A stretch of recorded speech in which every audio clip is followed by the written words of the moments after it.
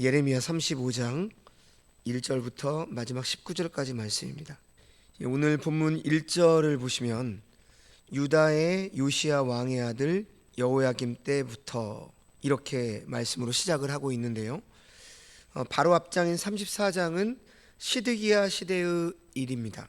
그런데 오늘 본문은 갑자기 그 이전의 왕인 여호야김 때의 말씀을 언급하고 있습니다. 그러니까 예레미야 선지자는 지금 역사의 순서대로 이 예레미야서를 기록하고 있는 것이 아니라 지금 예루살렘이 멸망하는 이유를 여호와께로부터 받아서 전하고 있는 것이죠. 35장이 34장보다 더 앞에 일어난 일입니다.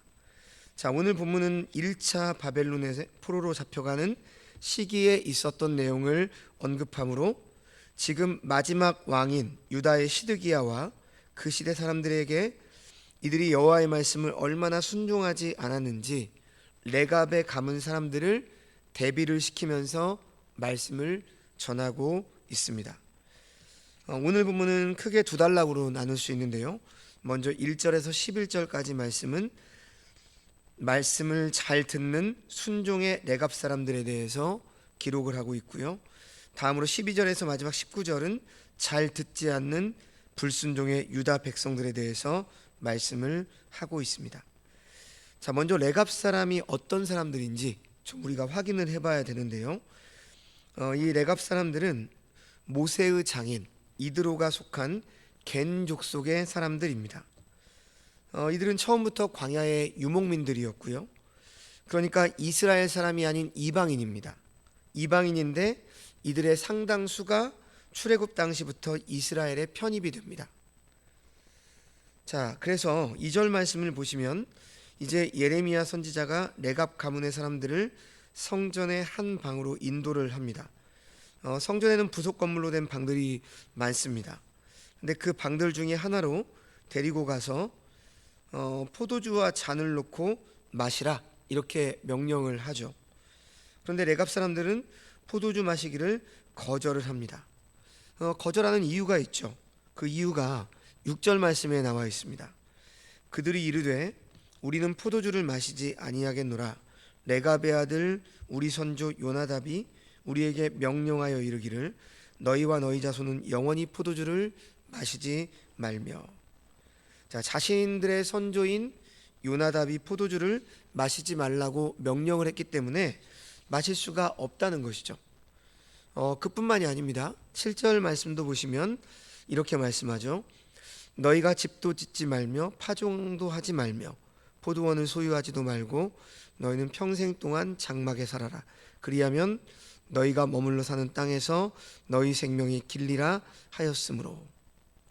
선조 요나답이 명령한 대로 이들은 그대로 시행을 합니다. 집도 짓지 않고 포도주와 밭을 소유하지도 않고 장막에서 유목민으로 살아왔던 것이죠. 자, 성경에 레갑의 아들로 된 사람의 이름이 총 3명이 나옵니다. 열왕기하 말씀을 보면 여호나답이 나오고요. 그 다음 느헤미야를 보면 말기야, 그리고 오늘 본문의 요나답, 이렇게 세 이름이 나오는데 느헤미야의 말기야는 바벨론 포로에서 돌아와서 성문을 재건한 사람 중에 한 사람입니다. 그러면 여호나답과 요나답이 나오는데 이 두 사람의 이름이 같은 뜻으로 사용이 돼요. 그러니까 여호나답이 요나답이다 이렇게 학자들은 대부분 말을 하고 있습니다. 그러니까 요나답이 여호나답일 수 있죠. 그러니까 100%인지 아닌지 몰라요. 하지만 여호나답이 요나답으로 가정을 한다면 지금 이 그 요나답이라고 하는 인물은 어떤 인물이냐면 예후 왕조를 도운 그러한 사람입니다. 아무튼 그렇지 않다고 해도 레갑의 아들은 분명하기 때문에 지금 예레미야가 포도주를 마시라고 했는데 자신의 선조인 요나답이 너희와 너희 자손은 영원히 포도주를 마시지 말라고 하셨기 때문에 마시지 않는다고 하는 거죠. 자, 선조가 요나답이든지 여호나답이든지 지금 왜 이런 명령을 내렸을까? 단지 유목민의 전통을 이어가라는 것이 아니라 신앙의 문제이기 때문입니다. 자, 열왕기하 10장 15절에서 17절 말씀을 보시면 제가 말씀드린 레갑의 아들 여호나답이 나오는데요.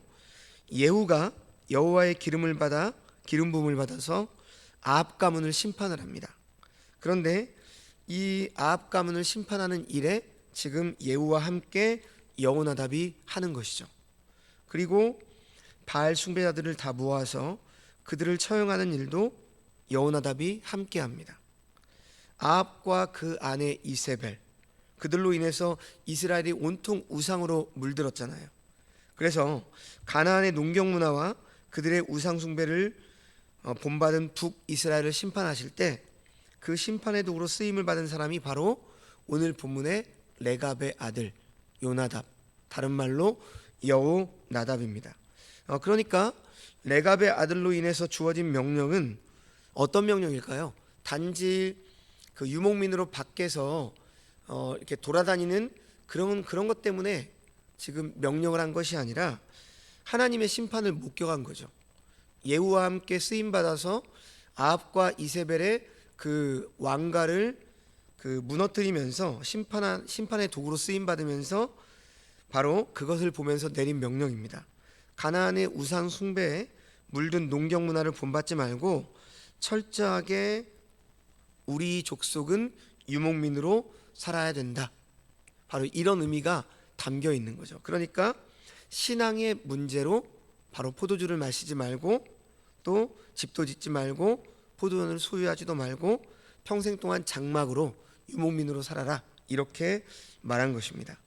자, 그런데 이러한 레갑 사람이 지금 어디에 있단 말이죠? 예루살렘에 있습니다. 그 이유가 11절에 나와요. 자, 그러나 바벨론의 느부갓네살 왕이 이 땅에 올라왔을 때 우리가 말하기를 갈대아인의 군대와 수리아인의 군대를 피하여 예루살렘으로 가자 하고 우리가 예루살렘에 살았노라. 자, 지금 이방 군대의 위협 때문에 어쩔 수 없이 잠시 동안 예루살렘 성 안에 피난하고 있을 뿐이라고 하는 것이죠. 그만큼 지금 레갑 사람들은 선조 요나답의 정착 금지 명령을 철저하게 지키며 순종의 삶을 살고 있는 것입니다. 자, 성도 여러분, 지금 이 하나님의 직접적인 명령도 아니고 다만 한 가문의 선조가 명령을 한 것입니다. 그런데 이 가문의 전통을 지금 수백 년이 지난 지금도 이들은 철저하게 지키고 있는 것이죠. 자, 그런데 이제 이어지는 12절에서 19절에 유다 백성들은 어떻다는 것이죠? 바로 대조를 하고 있는 거죠.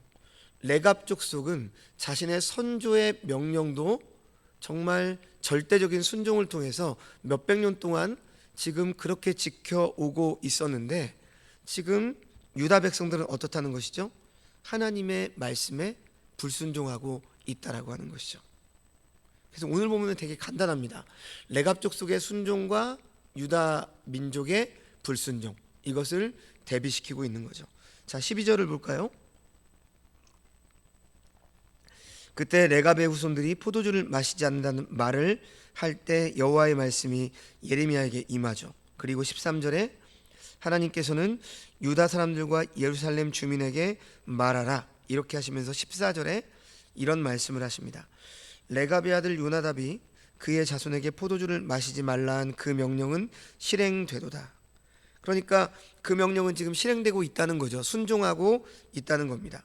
그들은 선조의 명령을 순종하여 오늘날까지도 마시지 아니하거늘 내가 너희에게 말하고 끊임없이 말하여도 어떻다는 것입니까? 너희는 내게 순종하지 아니하도다. 그러니까 레갑의 아들 요나답의 그의 자손에게 명령한 포도주를 마시지 말라고 한 것은 지금까지 잘 지켜지고 있는데 내가, 즉 하나님이 너희에게 말하고 끊임없이 말했음에도 불구하고 너희는 지금 내 말을 귓등으로도 듣지 않는다, 순종을 하지 않고 있다, 이렇게 말하고 있는 겁니다. 그리고 15절에 내가 내 종 모든 선지자를 너희에게 보내고 끊임없이 보내며 이르기를 너희는 이제 각기 악한 길에서 돌이켜 행위를 고치고 다른 신을 따라 그를 섬기지 말라. 그리하면 너희는 내가 너희와 너희 선조에게 준 이 땅에서 살리라 하여도 어떻게 했다는 말이죠? 너희가 귀를 기울이지 않으며 내게 순종하지 아니하였느니라. 하나님께서 유다 백성들에게 악한 길에서 돌이켜 행위를 고치라, 다른 신을 섬기지 말라, 이렇게 끊임없이 선지자를 통해서 말하고, 그래도 그들은 순종하지 않았다는 것이죠. 요지부동입니다. 그래서 하나님께서는 16절 말씀에 이렇게 말씀을 하시는 거죠. 레갑의 아들 요나답의 자손은 그의 선조가 그들에게 명령한 그 명령을 지켜 행하나 이 백성은 내게 순종하지 아니하도다.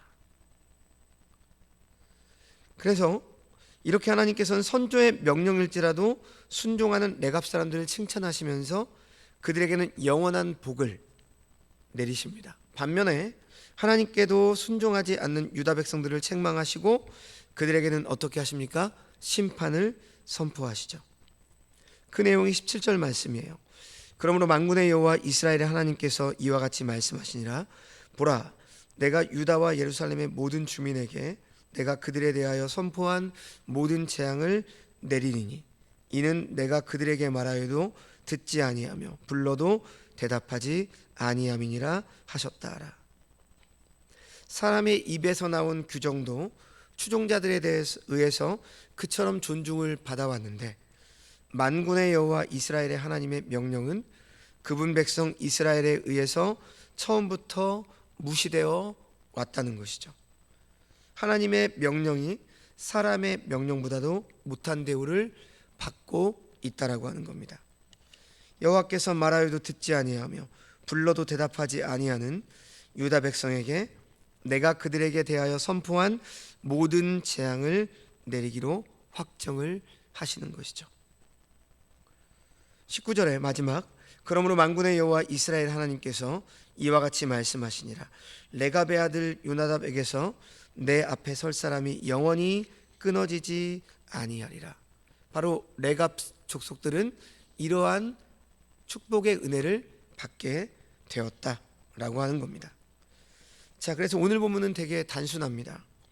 선조의 명령일지라도 순종하는 레갑 사람들은 복을 받고 하나님께도 불순종하는 유다 백성들은 심판입니다. 그래서 단순히 우리도 레갑 사람들처럼 순종하는 삶을 살자고 얼마든지 적용을 할 수 있습니다. 자, 그런데 오늘 말씀이 말하는 강조점은 사실 이러한 말씀이 아닙니다. 물론 순종이 중요하죠. 그런데 어떻게 순종했다는 것이죠? 순종은 뭐로부터 나오죠? 자, 오늘 본문에 가장 중요한 단어가 있습니다.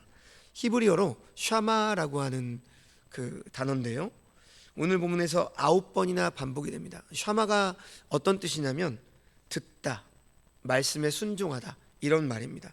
그래서 8절에 우리에게 명령한 모든 말을 순종하여, 10절에 명령한 대로 다 지켜, 13절에 내 말을 들으며, 14절 그 선조의 명령을 순종하여 너희는 내게 순종하지 아니하도다, 15절 내게 순종하지 아니하였느니라, 16절 내게 순종하지 아니하도다, 17절 듣지 아니하며, 18절 명령을 순종하여.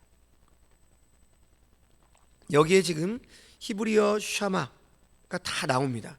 이 샤마가 듣다라고 하는 뜻이죠. 그러니까 신명기 6장에 이스라엘아 들으라 할 때 샤마, 쉐마 이렇게 말하죠. 자, 레갑 사람들은 선조의 명령에 귀 기울여 듣습니다. 그리고 듣고 행하죠. 순종합니다. 그러나 유다 백성들은 어떻게 했다는 것이죠? 하나님의 말씀을 듣지 않습니다. 귀를 닫습니다. 그 결과는 불순종이죠.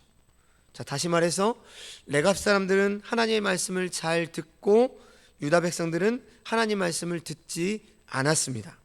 그런데 오늘 본문은 레갑 사람들의 이 들음, 순종을 강조하는 게 아니라 유다 백성들의 듣지 않음을 강조하고 있는 거예요. 그래서 레갑 사람들의 그 들음을 대비해서 유다 백성들이 하나님 말씀을 듣지 않고 있다라고 하는 것을 강조하고 있는 거죠.